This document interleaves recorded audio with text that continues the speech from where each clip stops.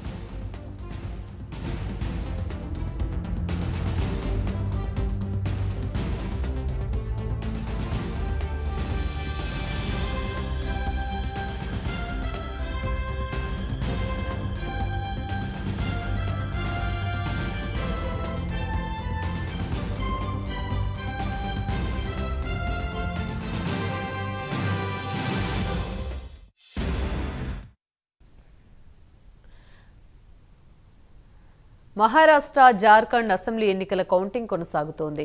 Exit polls చెప్పినట్టుగానే ఫలితాలు వెలువడుతున్నాయి. మహారాష్ట్రలో బీజేపీ సారథ్యంలోని మహాయుతి కూటమి గెలుపు దిశగా దూసుకుపోతుంది. స్పష్టమైన మెజారిటీ సాధించడం ఖాయంగా కనిపిస్తుంది. మహావికాస్ అఘాడీకి షాక్ తప్పలేదు. పోస్టల్ బ్యాలెట్ ఓట్ల నుంచే మహాయుతి హవా ప్రారంభమైంది. ఏక్నాథ్ షిండే, దేవేంద్ర ఫడ్నవీస్, అజిత్ పవార్ లీడ్లో కొనసాగుతున్నారు.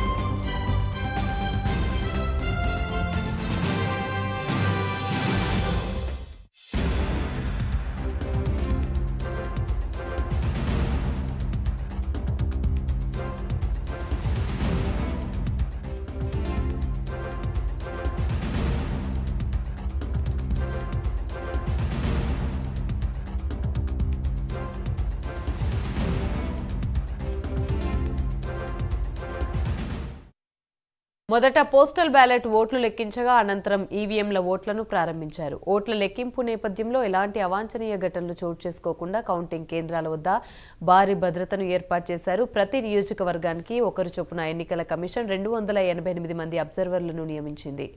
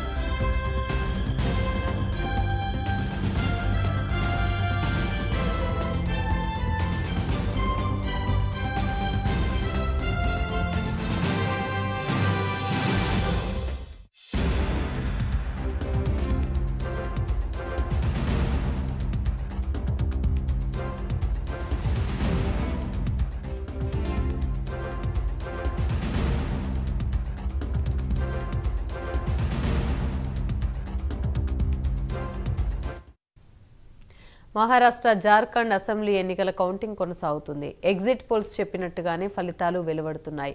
మహారాష్ట్రలో బీజేపీ సారథ్యంలోని మహాయుతి కూటమి గెలుపు దిశగా దూసుకుపోతుంది. స్పష్టమైన మెజారిటీ సాధించడం ఖాయంగా కనిపిస్తుంది. మహావికాస్ అఘాడీకి షాక్ తప్పలేదు.